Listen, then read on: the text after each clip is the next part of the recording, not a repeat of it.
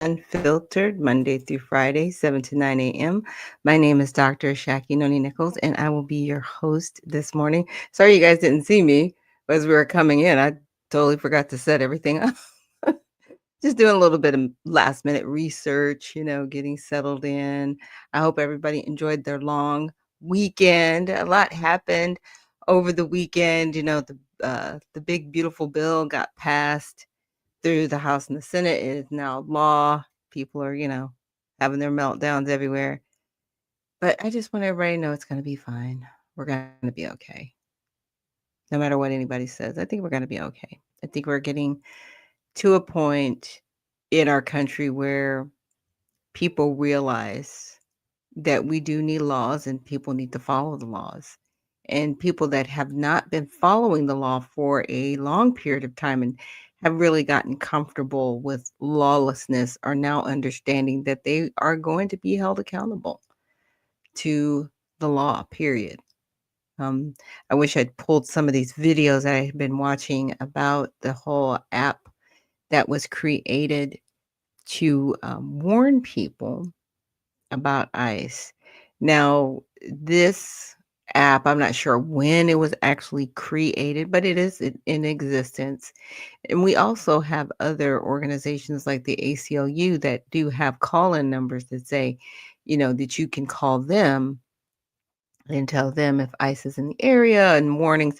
And so these are definite mechanisms, whether it's the ACLU or whether it's this app or how people are moving, they are aiding and abetting criminal behavior. And I will be really glad when the DOJ actually sets some type of consequences in place for people that are assisting others with criminal activity, because that's what it is. They're assisting people and helping them to evade the law. I mean, I don't know how else to put it. I don't know how else I'm supposed to, line it up. But if let's say for me, let's use myself as an example, if I decide to help someone evade arrest, so to speak, I hide them in my house or I give them tips and information to keep them eluding police, right? If I do that, then I'm subject to punishment because I am, I'm aiding and abetting. I'm helping them to, get out of being arrested. Now, my question is, what is actually happening to these people who are doing this? And they're outwardly doing it. They're not ashamed of it. they they are definitely they're not ashamed of it. And I'm like, you're committing a crime, but no one's being held accountable. So, I put this back on the DOJ. Like, I need y'all to step up and do your job. Like, because this is crazy. This is insane. This is truly insane. Now, out of all of this, and we're going to, check out all sides, we've got Elon Musk starting a new political party. Now, as you guys know, I'm the founder of the Redemption Party, right? So I've already got that going where, I'm, the founder of a party. It's pretty cool.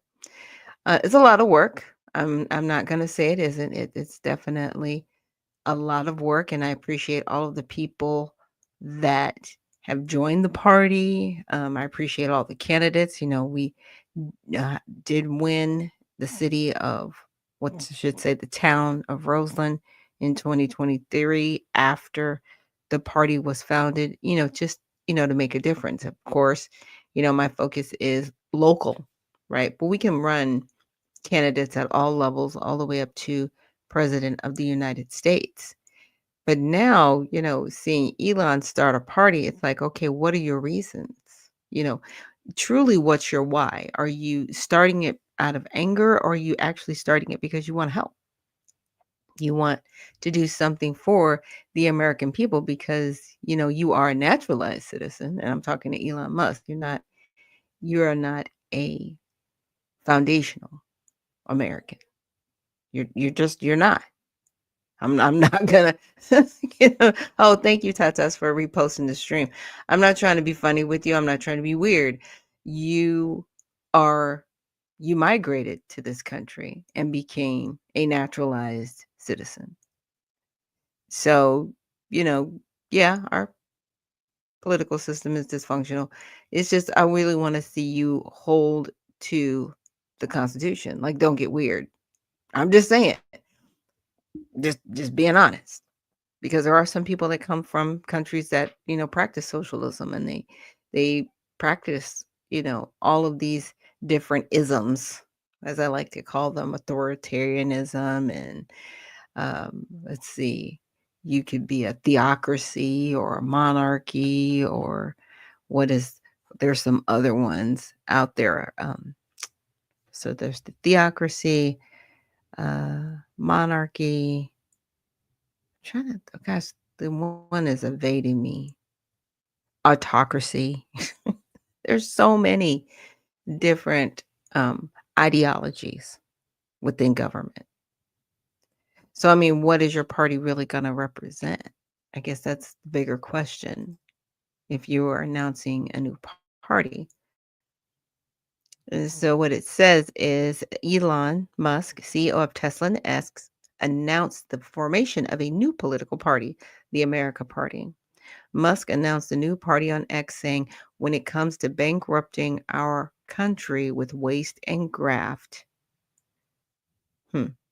we live in a one-party system, not a democracy. No, we don't have a democracy. We actually have a republic. See, it's this stuff. This is what I'm talking about. Well, how you going to start a new party and no, sir, sir, if you're listening, because yes, I am live on your platform, Elon, we're a republic. We are not a democracy. So the decision comes after Musk shared a poll asking his followers whether a new political party should be formed, and 65.4% of the over 1.2 million respondents voted yes. Musk's party aims to challenge the Republican and Democratic two-party system and contest a few key seats in Congress. However, he has not yet announced any specific policies or platform for his party. So right now, you have no platform. You're railing right now. You're emotional right now. And that's dangerous, in my opinion. Now, when I started the Redemption Party, I started the Redemption Party because I did not want to be a part of any political party that had an ideology. I wanted a party that actually stood on a foundation of principled tenets. And so the principal tenets for the Redemption Party are fiscal responsibility, limiting federal government to empower local government, one community at a time.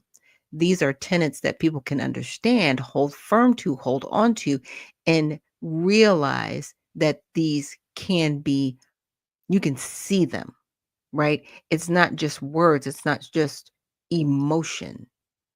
And so what I'm seeing with Elon Musk and the America Party, okay, you want to start this new party, but you have no position or platform. First, and you're calling it, we live in a one-party system, not a democracy. What? Stop. You're emotional. Everybody's emotional. I need you to calm down. Now, if you're going to make this party work, you better have some tenets, because if I tell you right now, if it's ideological, it will fail. Because that's why these other parties are failing right now, because they're ideological, both of them, Republican and Democrats. Now, I tend to agree more with Republicans on their policy, some of them, not all of them, because at least they understand that we are a republic. At least they understand that there is a rule of law. And a lot of them, some of them don't even follow the law. And those are the rhinos, right? Where are the other Republicans really calling for a lot of this illegal immigration to be quelched? Where are you? Or are you protecting your donors it serves, right? It's that part and it's that stuff. So for context, Musk was a major financial backer for Trump during the 2024 presidential race, contributing significantly to his campaign through his Super Political Action Committee, or his PAC, titled America PAC. However, his relationship with Trump soured over disagreements on the Big Beautiful Bill, which Musk criticized for potentially adding trillions to the national debt. The fallout led to Musk leaving his role in the administration and a public feud on X. Well, first of all, the last part's a lie. His term ran out for him to actually be I want to say it was almost like a consultation agreement that he had going in. He couldn't be there any more than like 120 days or something like that. And that was an agreement that they had. Like Doge could stay, but Elon couldn't. That's why Elon was actually partly, in my opinion, partly upset because it would have taken an act of Congress to keep him there. That didn't happen. And Trump couldn't extend it because it was out of his purview to do that. It was out of, he couldn't, like I said, he couldn't extend it. And so that's where, Musk, his role ended, right? But you're trying to, couple the two. Yeah, he had to leave. He didn't have a choice. It wasn't like, "I'm leaving. I don't like what you're doing." It's like, no, he was already scheduled to leave. Then they got into their little, back and forth, which I said, it's way above my pay grade what they're arguing about. Now, the big beautiful bill, you know, a lot of people say you can't spend your way out of debt. And that's what we're doing with the big beautiful bill, but part of it is through regulation that they're lessening, right? So people can start more businesses. They're also reining in a lot of this illegal immigration, which has a very large impact on our economy in a negative way. And a lot of people might say, well, those people pay taxes. Yes, they are paying taxes. However, those taxes aren't going to the right places they should because these people are here illegally. So we need to realign our economy. And unfortunately, yeah, it takes a lot more money to spend. I mean, even Harris, her proposal for the economy was, I think she was going to spend close to 3 trillion and save about a trillion, which would have left 2 trillion in debt. So either way, it didn't matter who was going to be in this seat. Money was going to be spent to try and regenerate the economy. I mean, one of the ways that we can recover is if the Federal Reserve will lower the interest rates. And that's something that Donald Trump has actually been working on as well. Because when you have money in the market, like mortgages and loans and different things like that, it can actually help stimulate the economy. And that's the biggest thing that this bill is trying to do. It's basically a jump start to the economy because the other bills that were in place, they extracted money from the economy, but they didn't set up the economy to make money. It was all about extraction. It wasn't about, moving forward. So this is how the media covered it. So the BBC, which is center bias, highlighted Musk's relationship with Trump leading up to and after the election, including his work with Doge and the fallout with Trump. Time, which leans left, wrote that Musk was seemingly committed to campaigning against any Republicans who showed support and voted for the big beautiful bill. It includes a list of potential policies Musk retweeted. Fox on the right emphasized difficulties in forming a third party and highlighted concerns from Republican leaders who feared that a third party would disproportionately take votes from right versus left. No, it's going to take votes from everybody. I think a lot of people have wanted a third party for a long time. It's just what type of third party, because we do have the Libertarian Party, which Rand Paul is a libertarian. A lot of people forget that. Um, I got to be a co-host on Let the Truth Be Told, and I had to remind Pastor Laurie. He was like, "Yeah, and that Republican Rand Paul." I was like, "No," I said, "Rand Paul is a libertarian, sir. He is not a Republican." But he tends to vote, largely with Republicans when he agrees with them, and when he doesn't, he votes against them. Does. There are a few Cinema, she became an independent. There are a few independents within the halls of Congress, House and Senate. It's just it's taken time for us to actually have a third party that would, and I'm not trying to, stir the pot in any way, but actually have a third party that would be a viable third party, right? So even when Robert F. Kennedy ran for president, he ran independent because the Democratic Party basically didn't want him, right? They wanted to continue to run Biden, and then eventually they ran Harris. But, Cheney was a lifelong Democrat. They did not want to run him. And I know a lot of people probably said there, why? He didn't agree with them and they didn't agree with him. You know, they just they didn't get along, basically.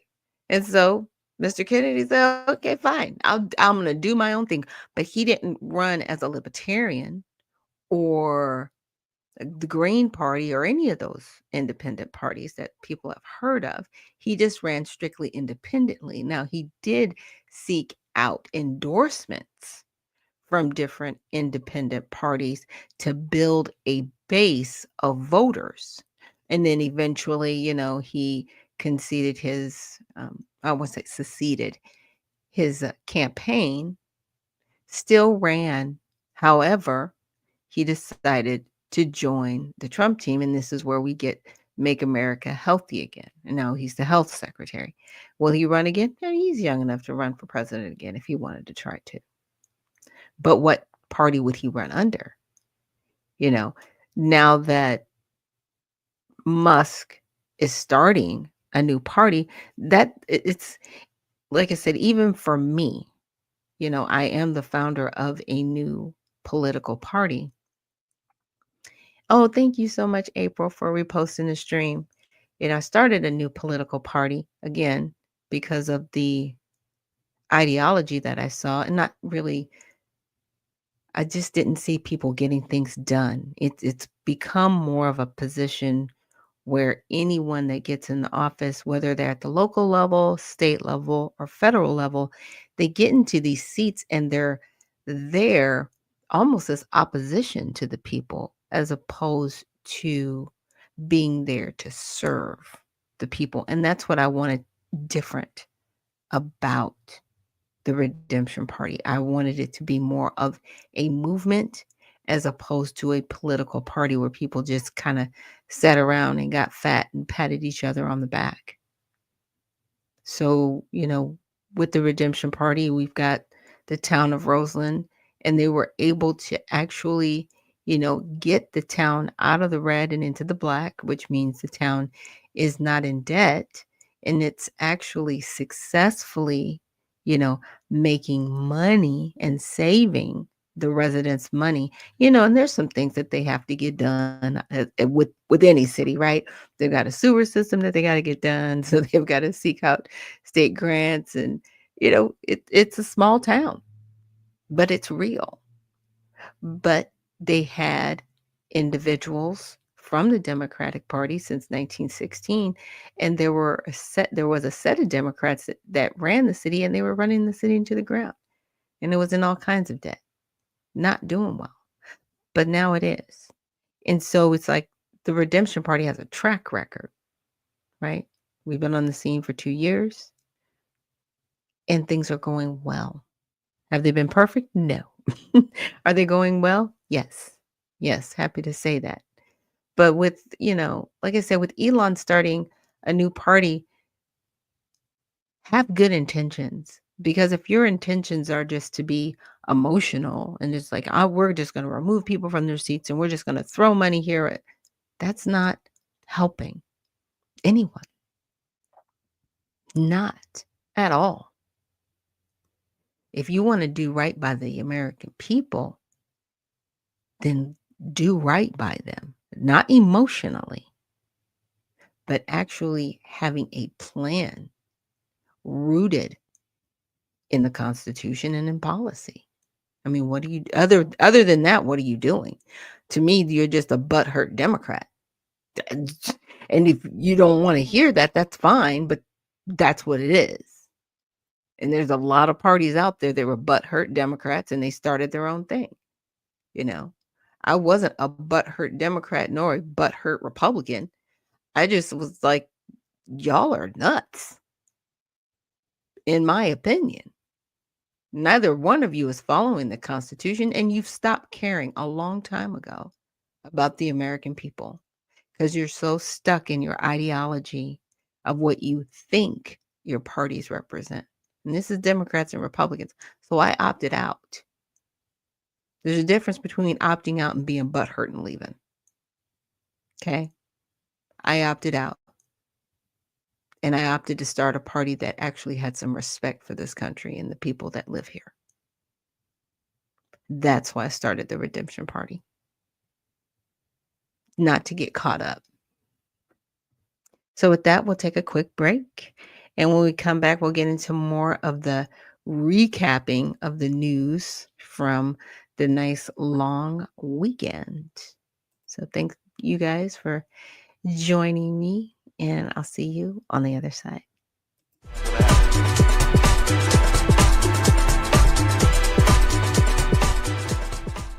At All Sides, we believe unbiased news doesn't exist. To get more clicks and make more money, media outlets often report news with a left, right, or sensational slant, either to suit their own agenda or because by telling us what we want to hear, we'll come back for more. Several news outlets in the center do a good job of portraying both sides equitably, but for the most part, American news media is biased.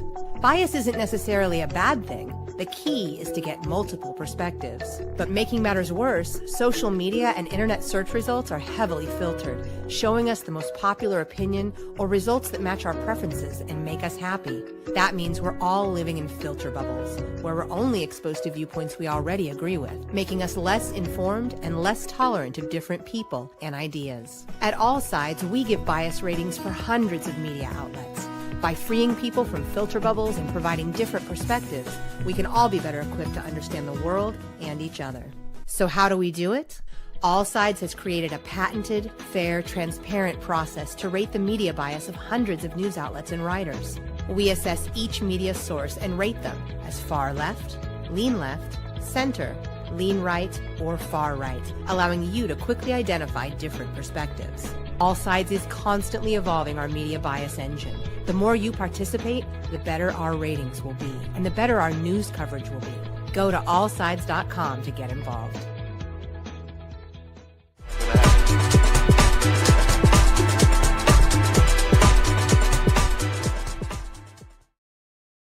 And thank you so much for joining us here on Unfiltered Vision News, bringing you the news unfiltered Monday through Friday, 7 to 9 a.m. Eastern. My name is Dr. Ashaki Noni Nichols, and thank you so much for joining me here on Unfiltered Vision News. And so, yes, we're going to talk a little bit more about Trump signing the big, beautiful bill into law. And then we also have another article that I'd like to look into talking about Trump won the battle over his budget bill, but did America win? And so we can see, I really want to see, how the left and right covered it, because to hear some people talk about the big, beautiful bill, you would think, and maybe I'm just using a little bit hyperbole. You would think the world was going to end, to hear some people talk about the bill. And for other people, it's like, oh my gosh, we live in, just flowers, roses, and candy.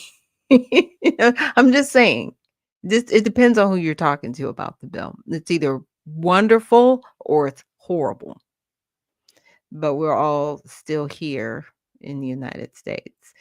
So President Donald Trump signed his big tax bill into law on Friday, and read all of our balanced coverage of the legislation.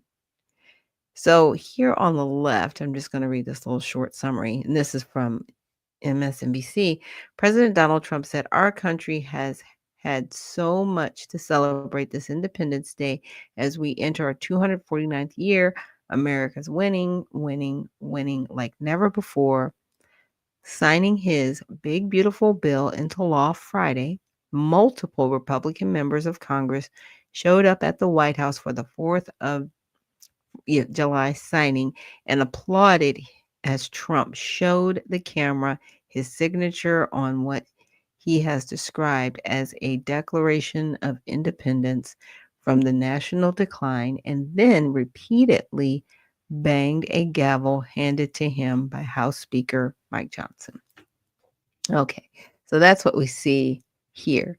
Now, just for the New York Post, is their small little recap says President Trump signed his One Big Beautiful Bill Act into law at the 4th of July on the White House lawn Friday, moments after fighter jets and B-2 bombers soared overhead in celebration of the recent bombing of Iran's nuclear sites. Okay, so yeah,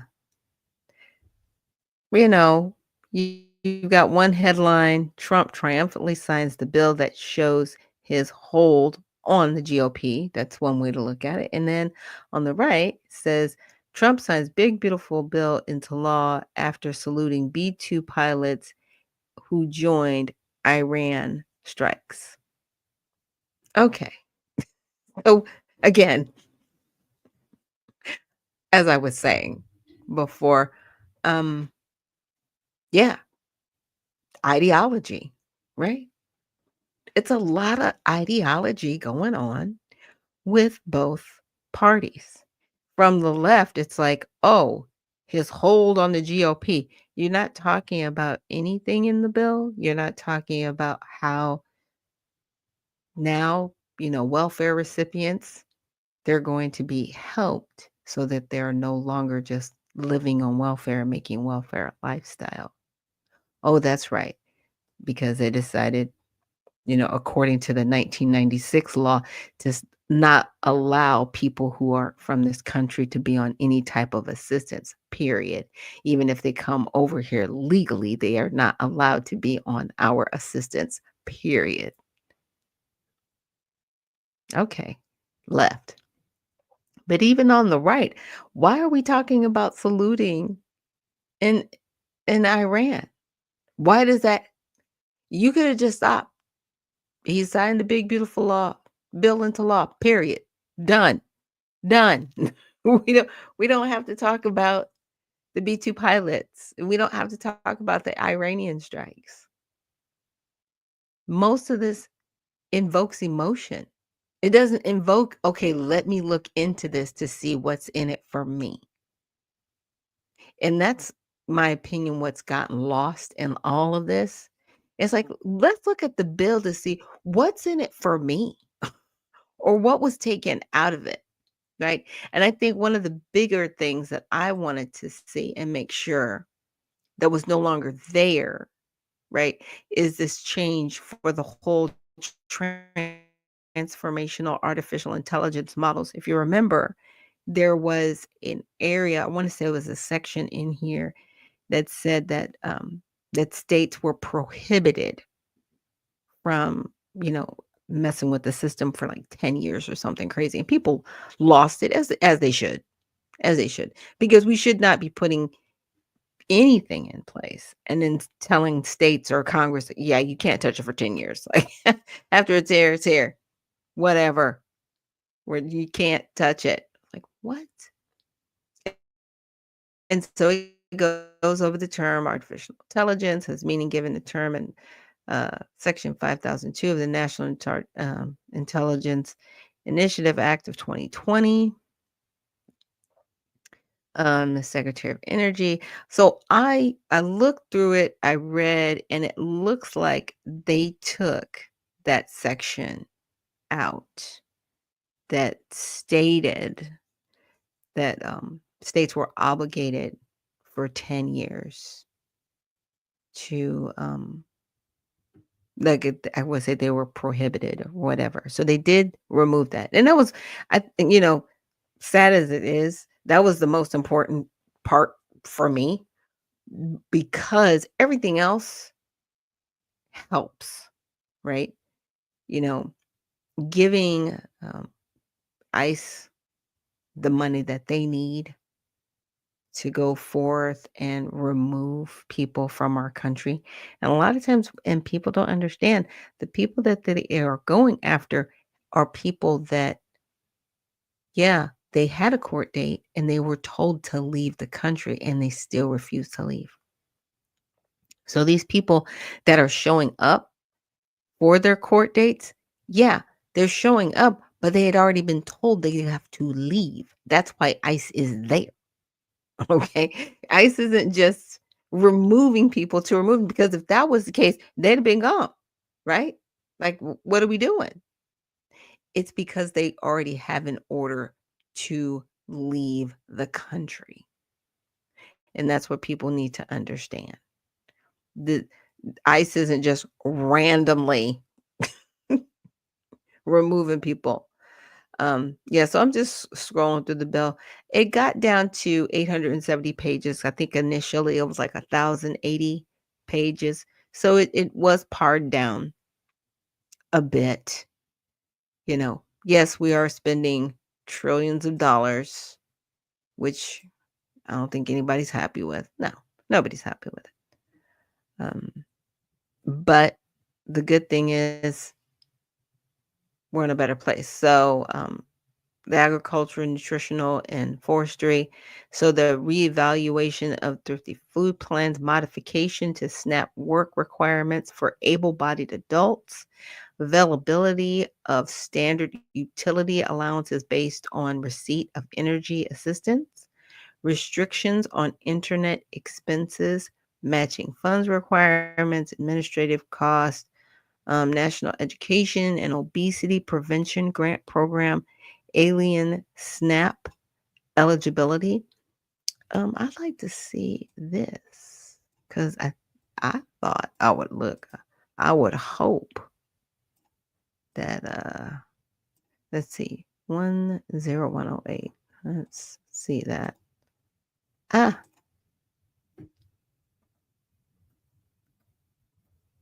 as you guys know, I like to show things. So alien SNAP eligibility. Interesting.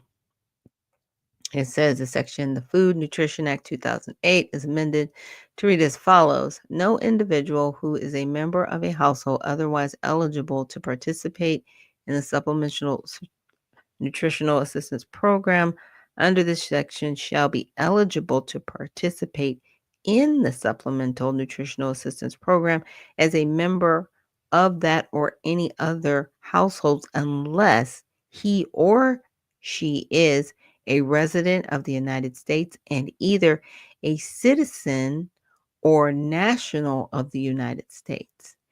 An alien lawfully admitted for permanent resident as an immigrant as defined by sections 101, A15, and 101, A20 of the Immigration and Nationality Act, excluding, among others, alien visitors, tourists, diplomats, and students who enter the United States temporarily with no intention of abandoning their residence in a foreign country.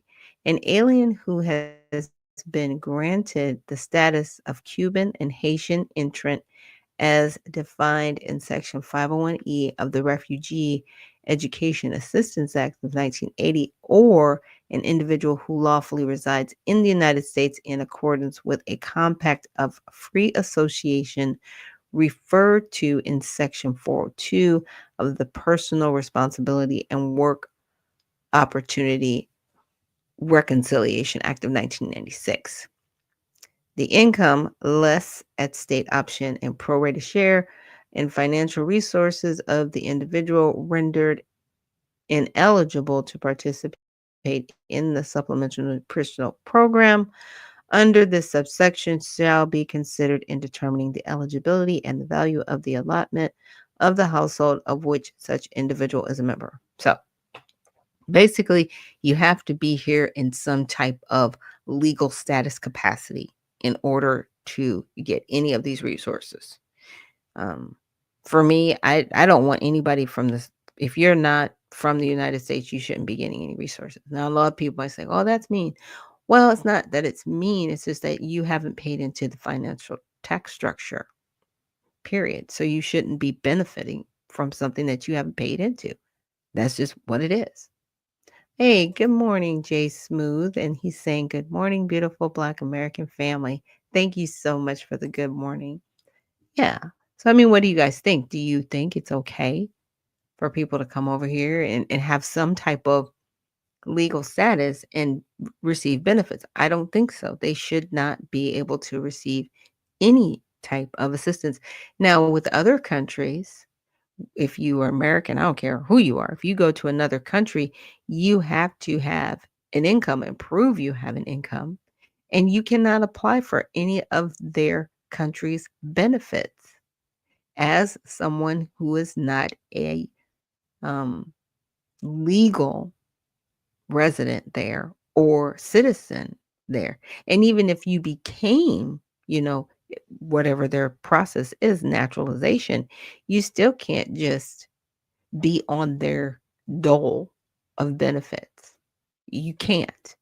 And it's weird how, here in the United States, people are like, well, yeah, people should just be able to be on our benefits. Like, no, they haven't paid into it. And a lot of these countries, these people that are coming from those other places, we're already sending their country money. Like, I don't understand it. I don't understand. It's like, no, we should not be sending anybody anything. First of all, we shouldn't be sending, trillions of dollars to other countries. Maybe if we stop sending trillions of dollars outside of our country to other countries, maybe we could save some money. What do you guys think? You think we save some money? Just a little bit? Just like a fraction? So there's Mr. Rand Paul, as I was talking about earlier. He is a libertarian. So Trump won the battle over his budget bill, but did America win? So Congress approved President Trump's massive budget bill. Oh, thank you, Cajun lady. She said, absolutely. Appreciate you. She said, and here, nicknamed a Big Beautiful Bill, sparking different responses across the political spectrum. The bill is the most extensive piece of legislation in American history. Okay. Maybe that's opinion. I don't know. We'll see. So, an opinion published by the New York magazine Left Bias described the legislation as deeply reactionary and a sweeping rollback of social and environmental gains that would be unpopular once the public finally understands its reverse Robin Hood nature.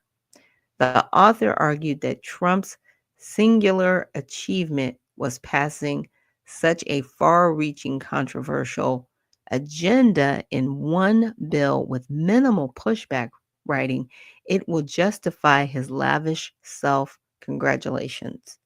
And Republicans split perspectives. Kentucky Senator Rand Paul, that leans right. Yeah, because he's a libertarian, y'all. Just understand who he is. Wrote his dissent in the Courier Journal, which leans left, citing concerns over raising the national debt. He wrote, all I wanted was a real debate on our national debt levels.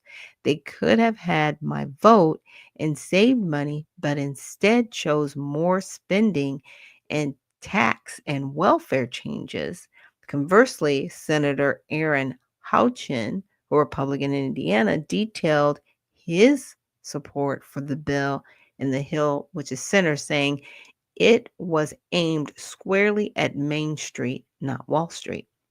So Trump campaign promises, the Washington Examiner that leans right framed the bill as an overall positive development in Trump's presidency, writing Trump's more serious, more focused approach to his second term paves the way for him to be the first president to have the country on the right track in the past 16 years. The piece also noted his approval rating around 46%, arguing the bill could boost his standing ahead of future elections. I mean, that's great that he has a positive rating, but positive or negative, I mean, he can't run again. He's already done 2 terms. So, I'm not shocked at Rand Paul's response because he had been fussing about this legislation from its onset in May. He was just like, it spends too much money. Why can't we take some of the monies that we've saved, right, with the Doge cuts and apply those cuts to this bill as opposed to spending more money? That is where he is. And like I said, like I said earlier in this broadcast, this bill is set to spend money to make money. That's all it is. It's literally an investment in the country to make money.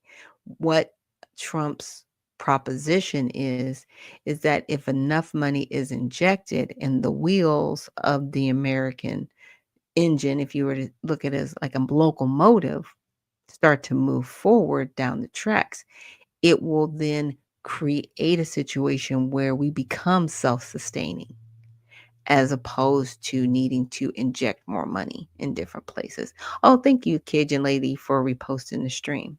So that's ultimately the goal with this bill. Because, when we had, I want to say, I'll use for an example, the Inflation Reduction Act.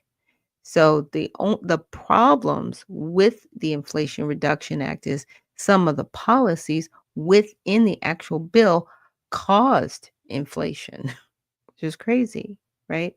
So you've got a part where there was an $88 billion investment into the IRS. Now, the IRS doesn't make any money. The IRS is an agency that was created by our federal government. It's an agency. It's not written in the Constitution. It belongs nowhere. It's literally, it could be abolished tomorrow, and I don't think people would care or miss it. I'm just saying. But they are there to collect tax revenue. Like, that's why they were created. There might be a little bit more history behind that, but I'm just using them as an example. So you invest $88 billion into an agency that has no way of really generating any income. It's a burden to people, right? Because you're going after people for even more taxes than they already are spending in taxes. So it was of no benefit to anyone. Whereas the big, beautiful bill, let me see a section, because I have it here with me. um Trying to think what section would be good and would make a actual good example. Okay, well, we'll say here the modifications to SNAP work requirements for able-bodied adults. Okay, so they're going to invest here, right, in this program where you've got able-bodied adults, but those adults, they're going to train them to be in the workforce. When those people start working, they start spending money in the economy, and that moves the economy forward, not backwards. It's not, you know what I'm saying? They are investing in people to make sure people can make money off of outside of the government, right? So they're no longer on the government. Whereas with the Inflation Reduction Act, it invested money in the government and it created more jobs that were government jobs, right? And you would think, well, it's created government jobs. It's like, but yeah, but you're still using our money.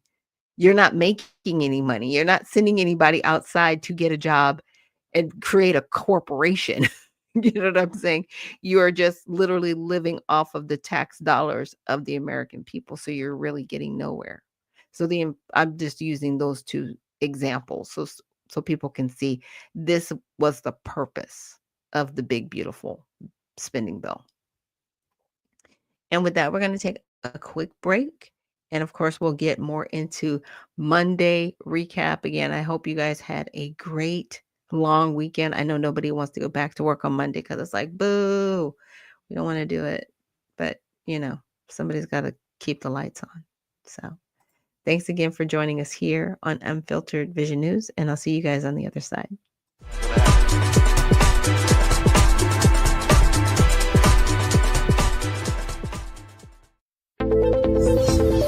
The browsers of today are broken.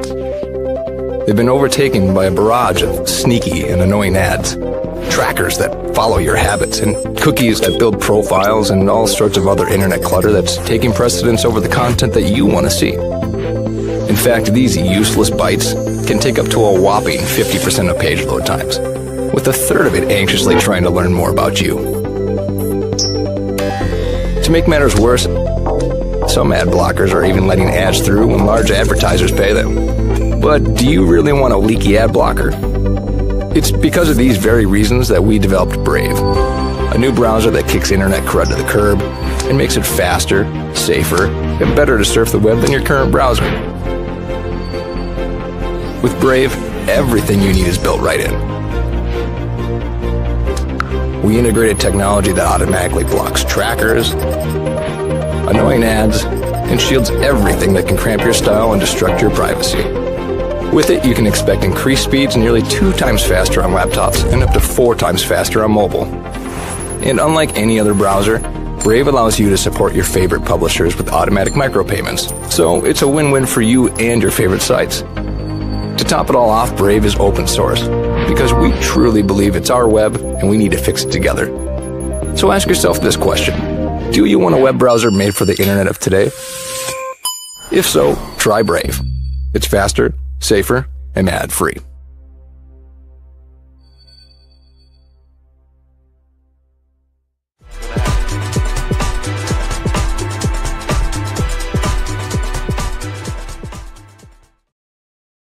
And we are back with Unfiltered Vision News, bringing you the news unfiltered Monday through Friday, 7 to 9 a.m. Eastern.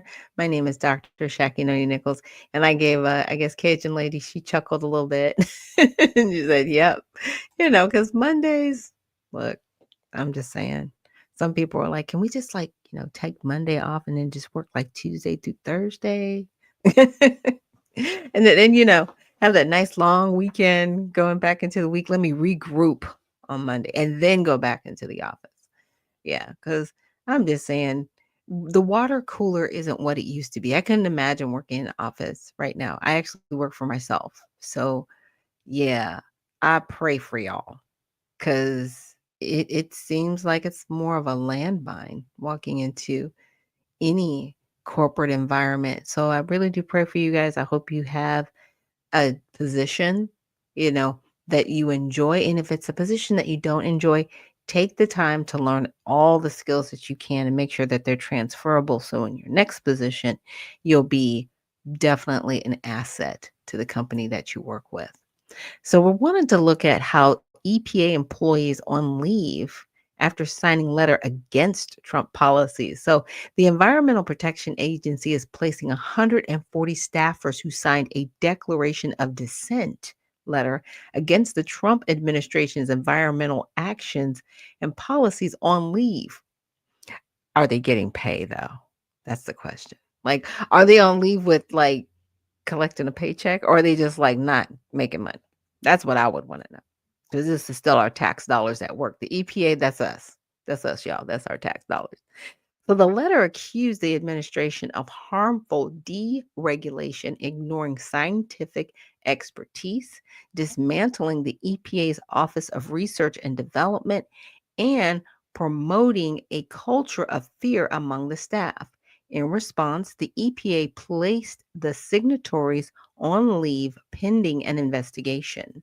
A spokesperson for the agency stated that the EPA has zero tolerance policy for staffers unlawfully undermining, sabotaging, and undercutting the administration's agenda. The letter received 620 signatures after being made public on Monday. So, for context, under the Trump administration, the EPA rolled back numerous environmental regulations and cut funding for environmental improvements in minority communities.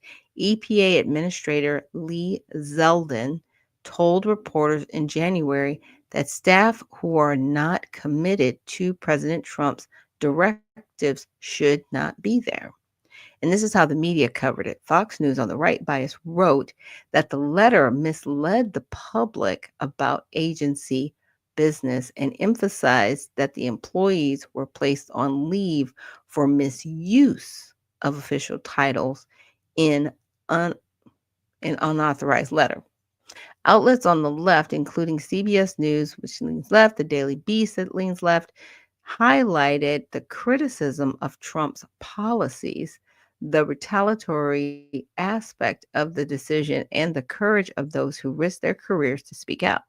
The Hill Center included that the EPA had previously fired employees for working on environmental justice issues, saying it did not align with the administration's DEI position. Let me read that one again. So the Hill included that the EPA had previously fired employees for working on environmental justice issues, saying that it did not align with the administration's DEI position. Okay, look, when you're working for the federal government, and I do think the EPA, it's an agency, it falls under the executive branch. And it's very interesting to me how some people will work for the government, but they're like, we don't like what the government's doing. Then why are you working there? What's wrong with you? Do something else. And when I mean do something else, I'm not talking about start a 501c3, get a grant, and then rail against the government. Like, stop that. You look crazy. Okay. You're going to use government money to rail against the government. Like, you look crazy. Like, figure it out. If you do not like what the government's doing, then figure out a way to be a benefit. Period. This is crazy. And when they're talking about, the improvements of, people are upset about the funding being cut for environmental improvement in minority communities. Look, the solar thing is a hustle unless it's done right. Period. I live here in Georgia, and I actually have some friends who went through and had their whole house retrofitted for the solar and all that other stuff. Guess what? They're paying out much more money than they're saving. Even though they'd be like, "Oh yeah, you'll be able to save within 10 years of us adding this to your house." They tried to hustle us with it. It's a hustle. I'm sorry. It is a hustle. Now, there is a way to do solar correctly where it's a benefit to you and it can be a good backup benefit, but that is when it's literally a company outside of the government, whether that is state, local, or federal. Honestly, solar companies that are for profit, those are actual companies that can help you save money if you're using it on your house or however. But all of these like solar farms that we see out there, and they've taken all this government money to make sure that we have another source of energy.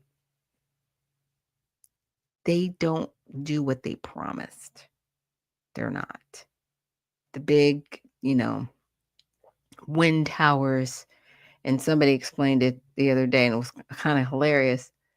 You spend, you get the tower, but you got to spend money in gas, diesel fuel trucks to build the tower. And then when it dies, it's just there. There's no tearing it down and recycling it to make another one. No, when they die, they literally die after they've killed birds and, you know, done all these other things, but not help the environment. Yeah. So the EPA is a strange animal only because, they're there to protect the environment. But at the end of the day, oh, thank you for reposting the stream. At the end of the day, a lot of times what's happened with the EPA is companies have been able to get over, right? And still put their nonsense into the environment, and they pay the EPA off to protect them. So, I mean, really, what's your job, EPA? I'm saying, and I know somebody that works for the EPA. Like, what's your job? Are you really protecting the American public? Or are you just there? Because I'm like, if we got rid of you, would we miss you? I mean, I think the people that work there, obviously, jobs. But then again, find another job, find something else to do in the federal government. If it's in a, I'm glad that Doge did bring that out, you know. And Unc says, "Good morning, Black America. News time." Thank you so much, Unc. I appreciate it. But yeah, I mean, would we miss the EPA if they got rid of it? I don't know. I think maybe we would, in the sense of, people that are social justice warriors. We wouldn't see them anymore. We'd have a lot less people protesting, maybe. But I would really what I would like to see from the EPA is them actually set some standards that are realistic for companies to follow and then enforce those companies to follow them. But here's the problem. The EPA is not an enforcement agency. It just isn't. They're not ICE. I'll just say it that way. Like ICE is an enforcement division for immigration, right? ICE is like, okay, we will police this situation. There's no policing in the EPA. What are y'all going to do? You know, document somebody to pieces? Like you don't do anything. Like the Food and Drug Administration, y'all are there too, but there's no enforcement of anything. Now, people may say that, well, the DEA is there, but they're for drug enforcement. That's drugs. That has nothing to do, unless you're gonna say, maybe Pfizer or Moderna. Okay, they're hustling drugs or whatever, and we're gonna go arrest people. No, they're not doing anything. The EPA has no enforcement. You're supposed to be there to protect us, but you have no enforcement, even if you found something wrong. What are you gonna do? Nothing. And it's sad because that is what you should be doing. They will levy a fine. Yeah, and they do. And guess what? They pay it. These companies will pay it. They will pay into the billions. And still, they will be able to put their product, even if it's a bad product, out in the market. I mean, we'll use McDonald's, for example. Okay, so McDonald's here has like 26 ingredients in their fries. Whereas in Europe, it might be 3 ingredients. It says, oh, oh, hey, Derek, he says, we don't need government enforcement. We had enough. Very true. Very true. But there should be standards, right? And what I was going to say is in Europe, they have like maybe 3 ingredients to their French fries. It's potato, salt, oil. we should have that here in America as well. That's just a standard, right? That's not necessarily government enforcement. That is a standard. And we should outlaw certain, you know, chemicals in our food because they're outlawed in other countries, but we allow them here, but we have more regulation here than in those other countries. So what are we really doing? I guess that's the bigger question, you know. Okay, we don't want the government enforcement. Okay, but there has to be some type of standard. And that's all I'm saying. And if the standard is we want food that doesn't have chemicals that will kill us, then that means that the people that are selling us food or bringing food to the marketplace have a standard. To me, that's easy. That is, it's very simple and it's very easy. And we should be able to achieve that. I'm just waiting for my news to pop back in on all sides. But thank you guys so much for joining me here this morning. And thank you so much for joining me, Derek, Mr. Gibson, out there in New York.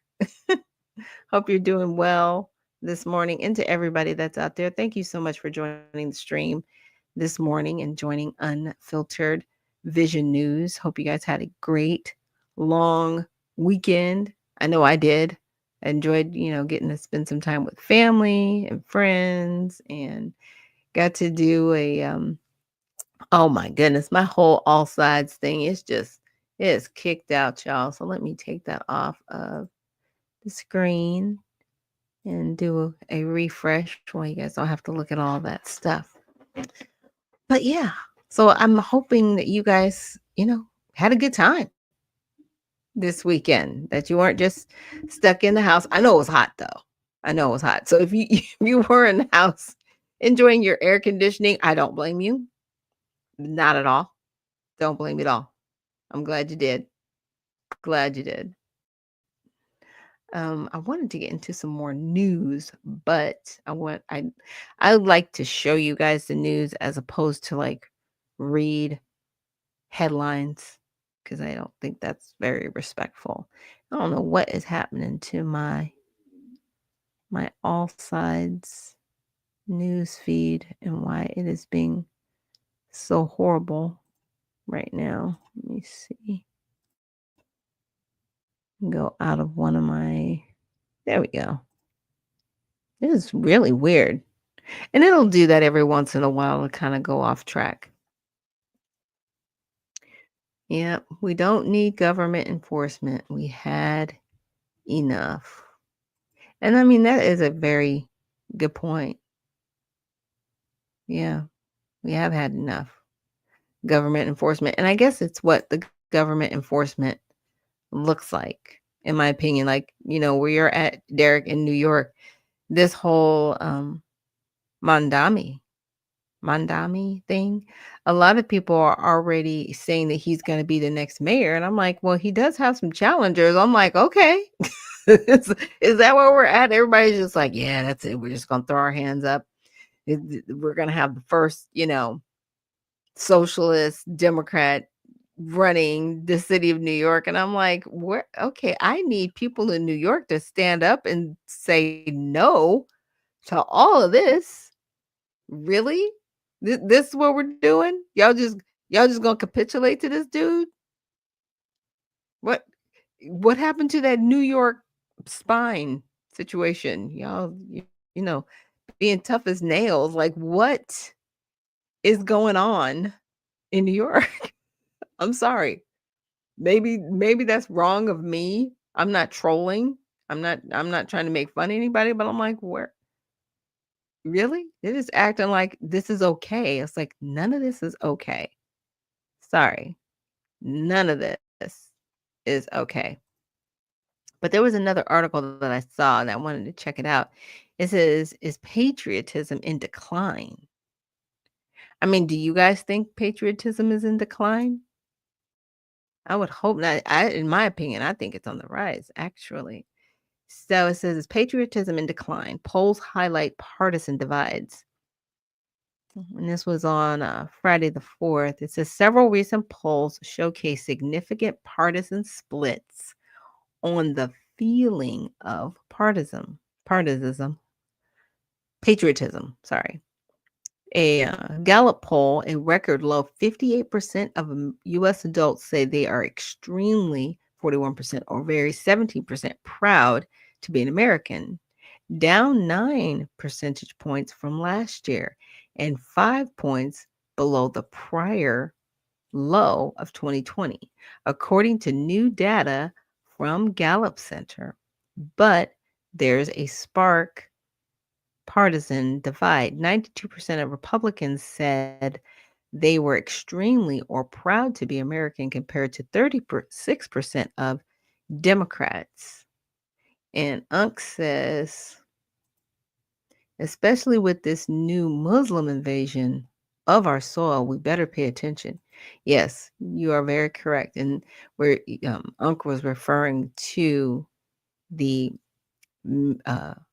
mayor for candidate. Sorry, the candidate for mayor in New York City. Yeah. And there has been an uptick in the Muslim community. And I always make a distinction because there are Muslims here. There are people that practice Islam that are Muslim, very peaceable. But there is another sect of people who practice Islam that are Muslim that very much, as Mark Carter likes to say, have a takeover spirit, right? They want to take over wherever they are. And my whole thing is, if you feel the way you feel, you should go back to the countries that accept your practice and your behaviors. You shouldn't be here in the United States unless your intent is to take over a country. You don't like Christians. I mean, as far as I know, Muslims have an issue with Christians. I don't have an issue with Muslims, but they have an issue with me, right?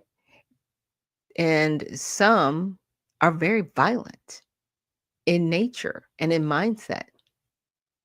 We don't need that here in the United States. Again, there are places for you to be. You can be anywhere on the planet, but you do not have to be here. So I do hope they find a new home, because the United States doesn't need that kind of presence here. So a Fox News poll, Fox News, that's right, survey says 58% of people are proud of the U.S., up 13 percentage points since June 2024, and the highest since 2011, when a record 69% were proud. The survey shared divides with the Gallup data. 85% of Republicans in Fox's survey said they were proud of the U.S., and 36% of Democrats. So YouGov and Economics poll, 44% of Americans said they think the country is becoming less patriotic, while 14% say they think the nation is becoming more patriotic. Wow. Some 42% said the level of patriotism has remained about the same, suggests a recent survey from YouGov and The Economist that leans left. According to a report on the survey from The Hill, which is center, the majority of Americans, 75%, consider themselves either very at 35% or someone at 38% patriotic. Twice as many Republicans said they are very patriotic, 54%, compared to Democrats, 27%, the survey found. And Unc is saying patriotism is on the rise with the foundational Black American communities, as it should be. And I'm glad it is. We need to remember we do live in a great country. As many people don't want to say that it's great, it is. Because why are you here? You can be anywhere else you want to be. You do not have to be here. You can leave at any time. Trust me. And everybody would be okay with it. Everybody would be just fine if you didn't want to be here, because you have a choice, right? But it's another thing when you're here and you're demanding for people to hate being here. That sounds crazy, right? Like, what are you doing? You don't have to be here. Well, I can't afford to leave. Then you need to figure it out. You need to figure it out. Okay? Because if you don't want to be here, you need to leave. But if you want to be here, you need to get along with the people that are here. Just saying. 'Cause there's a lot of places you can be. Lot of places that you can be. I don't know how you guys feel about this. It's kind of weird. Oh, Sean, thank you so much. Sean AI, he reposted the stream. And I've been hearing about this, and I was like, really? So for the 250th anniversary, Trump announces a UFC fight at the White House. How do y'all feel about that?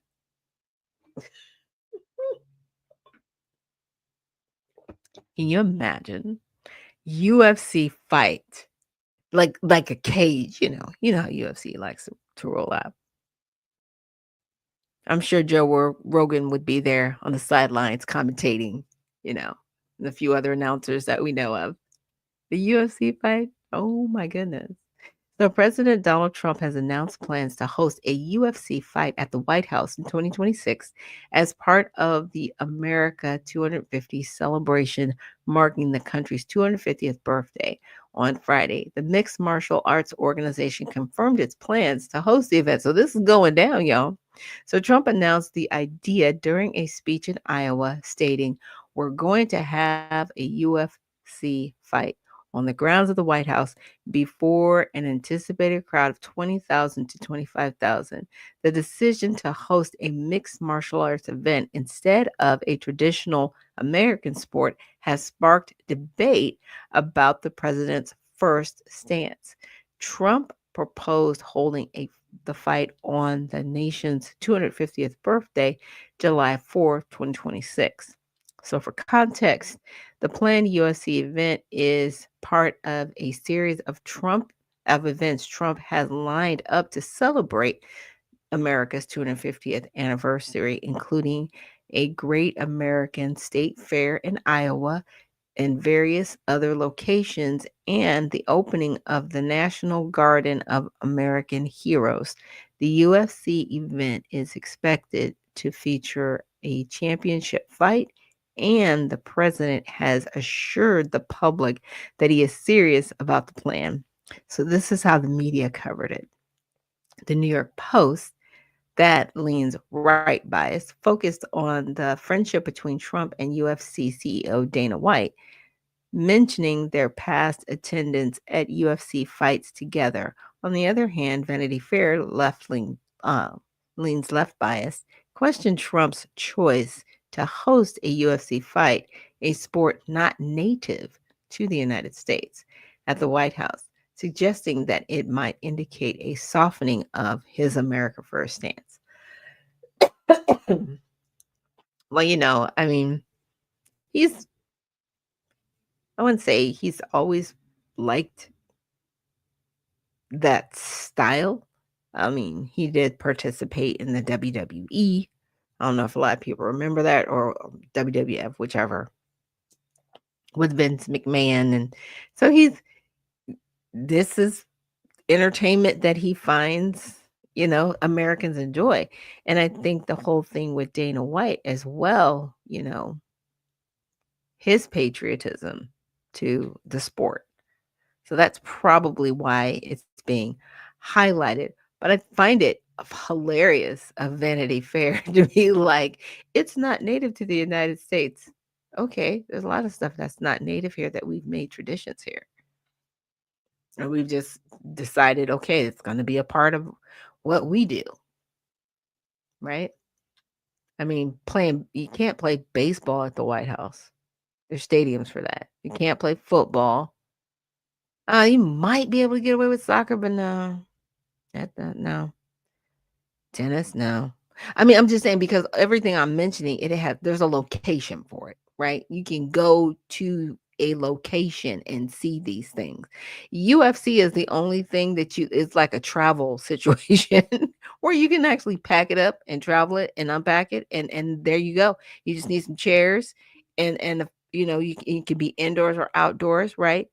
The facility venue of your choice, and make it happen and make it work. I mean, but that's a pretty big crowd, 20 to 25,000. That's that's a lot of people. Okay. On the grounds of the White House, security is going to be ridiculous. Okay. Just saying. I don't know. I might want to go. Sounds interesting. My brother actually likes UFC fighting, so that's the only reason I know even a bit about it. Just a little bit. So, with that, we're going to take a quick break, and when we return, we'll be back within our last, you know, 20 minutes or so of the program. And I just want to let you guys know I appreciate you guys, and I'm sorry I started a little bit late this morning. But thank you so much for joining me here on Unfiltered Vision News. And again, we will see you guys on the other side.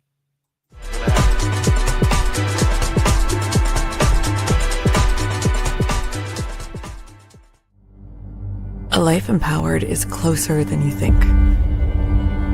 We're all looking for a better way. Reimagine what's next with a new sense of exuberance. Why not power on like you mean it? Or power off blissfully? A better sleep is a better awake. You've never moved like this before.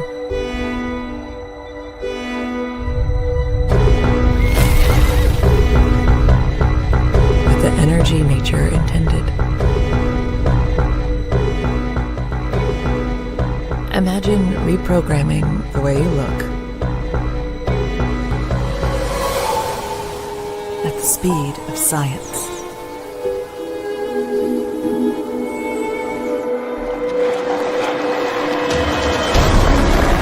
At longevity. At exhilaration. It's next level rejuvenation. Taking your well-being from the inside out and outside in.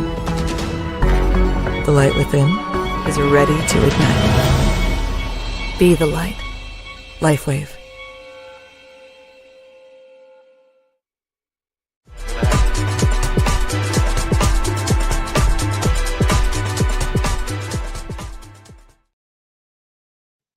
And thank you so much for joining us here on Unfiltered Vision News, bringing you the news unfiltered Monday through Friday, 7 to 9 a.m. Eastern. My name is Dr. Ashaki Noni Nichols, and I will be your host. Again, thank you so much for joining us. So we are in our last bit of the show, and oh my goodness, I wanted to check out this article because this was brought up under Mamdani, and he is pledging to increase taxes on whiter neighborhoods. And here's the thing with socialism, it never works, first of all. And I don't know if it's just me, but did anybody else ever notice that most socialists have money? They're not poor people. I'm just saying, have you ever met a poor socialist? If you have, let me know. Because usually the people that participate with the socialism, right? They don't have a voice. They're like the people that support the socialists. They don't have money, but the socialists have money. Now we went over last week, like Mandami's net worth, and his net worth isn't a lot. Like he does make a six-figure salary, which is more than most. So I'm not going to say he doesn't have money. But his mother, it's more so there's money in his family, right? He's not himself wealthy. It says, Unc says, hell the ones taking ish. They not native to they're not native to the United States. Yeah. Yeah. It's look, it's interesting. But the Daily Beast alert. So Zorhan Mamdani pledges to increase taxes on whiter neighborhoods. So you're going to tax people in whiter neighborhoods. You're not going to go after black people. But here's the funny thing about it. Just because somebody's in a whiter neighborhood doesn't make them white. I'm just saying. Just saying. So, Democrat Socialist New York City mayoral candidate Zoran Mandani has pledged to increase taxes on richer and whiter neighborhoods, which outlets from the right and center have highlighted, while outlets from the left have largely ignored it. So, here are the details. In a campaign promotion sheet, Mandani pledged to shift the tax burden from overtaxed homeowners in the outer boroughs to more expensive homes in richer and whiter neighborhoods. Mandani stood by his proposal in a TV interview with NBC News, which leans left, Meet the Press, when he said, "That is just a description of what we see right now.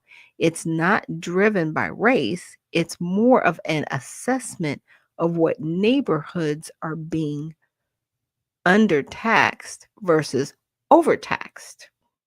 Well, first of all, we shouldn't be taxed at all. Not really. We should be taxed on goods and services. That's it. Our houses shouldn't be taxed. But then again, people were like, well, if you don't pay taxes, how are people going to go to school? We got to pay for your kids to go to school. I mean, if we really want to be a capitalist country and we don't want to do socialism, period, we stop taxing people unless we're doing goods and services. And that's it. That's it. And only goods that you could be taxed on, wouldn't be food. So you're not going to tax food and you're only going to tax goods and services. That's it. If you get your car fixed or, that's it. That's what you get taxed on. Or some people said, we'll just tax people on food and maybe if you buy a car, boat, or something like that. Do you think our government would look the way it looks now if we weren't taxed to death? Because our taxes do pay their salaries. It just does. We are completely overtaxed. I agree with the taxation part, but I'm like, remove the taxes then. Why are you trying to shift the taxes? Why are you trying to make people pay more to pay for other people? It makes no sense. Socialism doesn't work. It just doesn't. And it ends in disaster. So Mandani defeated former New York Governor Chris Cuomo, who shouldn't have ran, in the Democratic primary last week, a result media across the spectrum described as stunning. It wasn't stunning, it was dumb. Mandani won neighborhoods with higher median household incomes, young people, and the Asian vote. Interesting. While Cuomo won lower income neighborhoods, 55 plus voters, and the black vote, Mandani will run against incumbent Mayor Eric Adams, who was a Democrat but recently switched to an independent, as well as Cuomo, now in the Fight and Deliver Party, and Republican Curtis Sliwa. Okay. I'm probably pronouncing that name wrong. So this is how the media covered it. Several outlets from the right and center, such as the BBC, which is center, the Hill that's center, and the New York Post that leans right, and Newsweek that's center, and the Washington Examiner that leans right, have highlighted Mandani's pledge about whiter neighborhoods. Outside of the television coverage from NBC, where the interviewer questioned Mandani on it, all sides did not find an outlet from the left that mentioned the whiter phrasing. For instance, NPR, which leans left, interviewed Mandani on July 1st, but didn't mention it in coverage or ask about it. Yeah, because they know that doesn't bode well. They know because you kind of need the white people to make your stuff work. And they're not going to vote for you. That would be like voting against yourself. Like, it's silly. Caucasian people aren't going to vote for this. And if they do, they're I don't know who is. Maybe your trust fund babies that just have all the money in the world to give. But this is going to make people move. Like, I wouldn't stay there. I wouldn't stay. I'd have to figure something else out. I would think the best way to destroy the city of New York right now would be able to put a democratic socialist in office. Because I don't know if Eric is going to make it, only because people feel betrayed by him, right? Because when he was running with the Democrats, it was like it was all good. It was like, oh yeah, I've got to bring all these illegals and do this and you capitulated, sir. And then when it was like, oh, I could go to jail for this, you changed course quickly, which lets people know you're not genuine, you're not serious, and it doesn't care. They don't care. It says our responses are lagging. Yeah. Yeah. It's crazy. This is insane. I don't know if people are really ready for socialism. Like I said, we have quasi-socialism in the United States. And the quasi is we pay taxes and people go to school for free with our taxes. That's just one example. Okay. So it is quasi, but we don't have complete socialism. But then again, still, as a country, we pay taxes and we utilize that tax structure for others.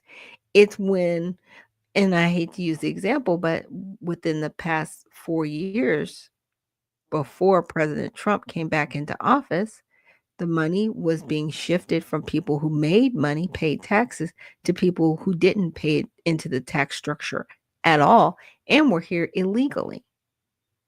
Okay, that was a very good example of socialism, but what ended up happening in places like Illinois and New York and even California, these states now are suffering from the policies that they've put in place, and there's no way out because most of the businesses that were there left because they were tired of being robbed. They couldn't withstand the taxing that was over them, right? They just couldn't afford it anymore. They couldn't afford to employ people, right, to work there. And they couldn't have illegal people working there because they're still under certain federal regulations that they have to follow outside of the state. So they had no choice but to leave. So you have a corporation that leaves the state. So there's no more tax revenue from that company. So that's why socialism just doesn't work. It doesn't work. It sounds great when there's money. But what if all of the companies left, Mandani? Then what then? Who's paying for what?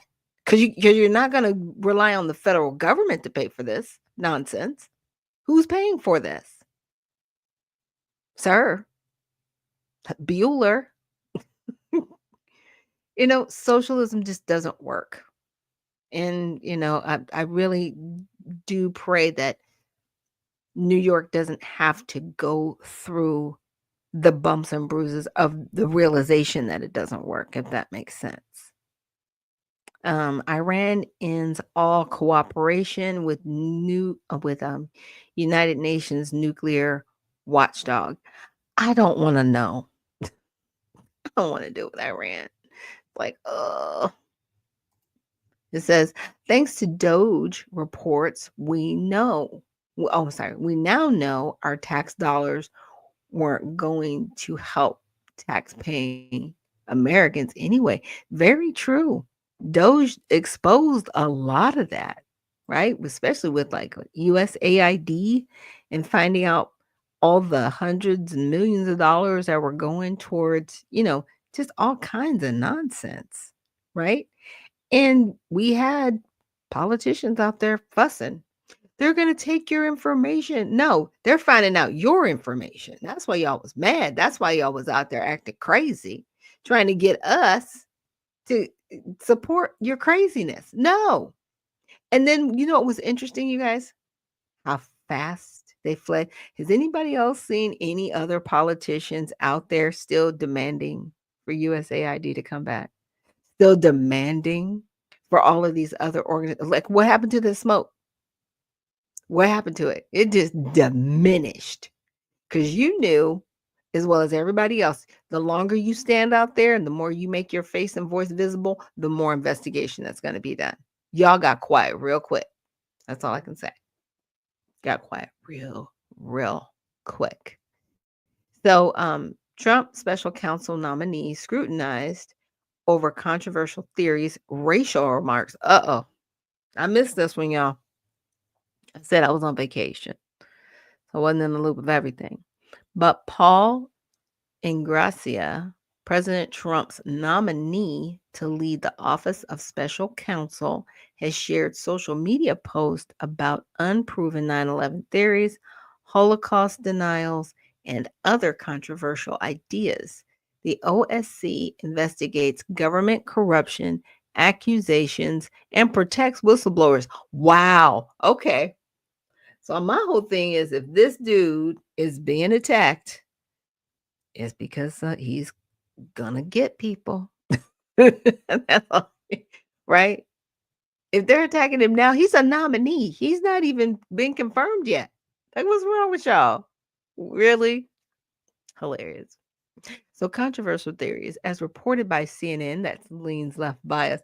On September 11th, 2024, Ingracia shared a video on X from Alex Jones accusing the U.S. government of planning 9/11 attacks. He has also shared posts from Nick Fuentes, who CNN calls a notorious white nationalist and Holocaust denier. Okay, so because of his free speech, because he can watch these people and he can do all these things as long as nobody's threatening to kill anybody, which they're not. He can watch. Look, he can watch. Anderson Cooper if he wants. He can watch Jake Tapper if he wants. He can. But because he's watching Alex Jones and Nick Fuentes, oh my gosh, I can't. Y'all are just a mess. You're just a mess. So, remarks on race. So, Ingracia made posts on X mocking former Governor Nikki Haley's full name, Namarata Randhawa, questioning why we allow ourselves to get lectured by someone with that name. Okay. Okay. Wow. He's so racy, y'all. I can't. I'm like, well, okay. The Epic Times that leans right also noted Ingracia's theory that Haley was not born in the United States and therefore not eligible to become president, which CNN clarified is untrue. In a conversation about education reform on a live stream video, Ingracia said, "You'd be focused on elevating the high IQ section of your demographics. So, basically, young men, straight white men in particular, would have to be the focus." Okay. So, the Hill Witches Center included a letter from two Democratic representatives noting Ingracia's close associations with anti Semitic extremists such as Nick Fuentes and the anonymous X account Chief Trumpster. CNN also quoted a tweet from his podcast since deleted X account and said, "Stop shilling for Israel" at GOP. So alignment with Trump. Though the OSC is designed to be politically independent, CNN characterized Ingracia as having fervent loyalty to Trump. Ingracia shared an article calling for Trump to invoke martial law in order to stay in office after the 2020 election. He also publicly defended the J6 participants. Okay, all this stuff for this guy is free speech. He's not threatening to kill anybody. But here's my thing. The more outrage that I see that people have for him, I'm like, maybe he's the best person for the job. Just saying. Just saying, whenever they're fussing about somebody, oh my gosh, I can't believe this, that, yeah, because that means that this dude would probably get the job done and he'd probably find out some of your nonsense because that's pretty cool that they investigate government corruption accusations and they protect the whistleblowers, which is needed and necessary. Because a lot of times whistleblowers, recent years, some of them weren't protected, right? But you're investigating the government corruption accusations. I like it. You can start in the halls of Congress, as far as I'm concerned. Look, start there, Mr. Ingracia. I would love to see your 100-day plan. Like, what do you plan to do in your first 100 days to get some of this nonsense under control? And now that I know that you're listening to Alex Jones and Nick Fuentes, okay, then you know what's up. You know what you need to do to get the, republic back on track. Because this person can at least investigate the corruption that's going on and then send these, over to the investigations to the DOJ and to the FBI for further investigation, right? Yeah, but when I see that they have this kind of smoke for people, it's because those people are probably more than likely over the target and they don't want to get caught in the fallout. Because calm down. Because really, all right, okay. This is something else that's good. I like it. So June jobs report surpass expectations. Economy adds 140,000 new jobs. 147,000. That is so awesome. So new Labor Department data shows the U.S. added 147,000 jobs in June, surpassing expectations and resulting in a slight drop in the unemployment rate. So for the details, growth was seen across several sectors, with state government and healthcare leading the way. Federal government jobs decreased by 7,000. The growth led to a slight decrease in the unemployment rate from 4.2% in May to 4.1% in June. And so South is asking, what can Trump do to establish trust between citizens and the government? Ooh, that was a tough one. I think, and this is just my opinion, I think in being president, the way to actually garner the trust is to do what you say you're going to do. And that sounds silly and it sounds very simple, but it's taking action that you know can't be thwarted by Congress or by the media that the people can actually see. And it can be difficult, right? Because people, as all sides like to say, people are in their filter bubbles. We've seen and I've shown you different articles, depending on if you're on the left, the right, center, they will actually title certain articles a certain way to get an emotional response, right? Or delete certain information from the article itself to persuade people one way or another. But I think for Trump, it's doing what you said you were going to do. He said he was going to pass this bill. He did, right?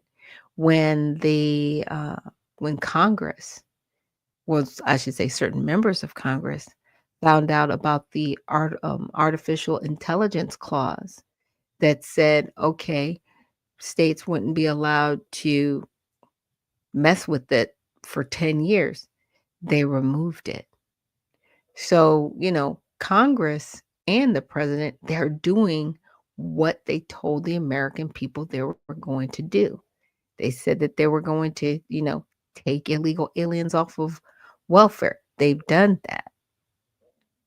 So it's just doing what you said you were going to do, right? But holding to that, even if the media goes against you, even if people lie about you, it has to be more about what you've done than what you say you're going to do, right? Because once you say it, it's out there, but you need to follow through. So I think that's mainly the only way he's going to establish any kind of trust. Because what's difficult is you say you're going to do it, you do it, right? Or you halfway do it and you have to backpedal.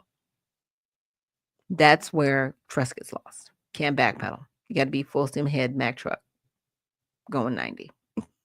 I'm just saying, you have to. And this bill that just passed is part of that. So, and at this juncture, if people don't have any trust in, Donald Trump doing what he says he's going to do, okay. I mean, can you trust anybody 100%? Absolutely not, because people aren't perfect. But I think what he is doing is better than most, right? He's doing the best that he can with what he has. Yeah, I'll put it in that vein, because I definitely want to see more individuals removed from the soil that shouldn't be here, and they are funding that through ICE. Even though there are individuals making apps and different corporations trying to aid and abet illegal activity, he's exposing a lot of people, and a lot of people are exposing themselves. And so when we get back to this article, it says the ADP report, a separate report from ADP, found the private sector lost 33,000 jobs, the sector's first payroll decrease in 2 years. MarketWatch, which is center biased, published an opinion, however, arguing readers should be very skeptical of this report. So, for context, most analysis had expected the U.S. to add approximately 1,000 jobs in June, right? The Federal Reserve has so far refrained from cutting interest rates as it waits to assess the impact of these tariffs and other macroeconomic factors. So, this is how the media covered it. Outlets across the spectrum highlighted that the numbers exceeded expectations. CNN, that leans left biased, prominently wrote that the improvement comes despite heightened uncertainty about the economy. And Trump's tariffs, The Hill, which center, noted the White House's upcoming tariff deadline on July 9th. The Washington Times, which leans right, wrote some analysis saw weakness in the report and highlighted one who said, bottom line, it's hard to find a job right now outside of healthcare and education. And that's interesting because the job market seems very open right now, because there are a lot of people that are gone. I'm just saying, construction jobs are really wide open right now.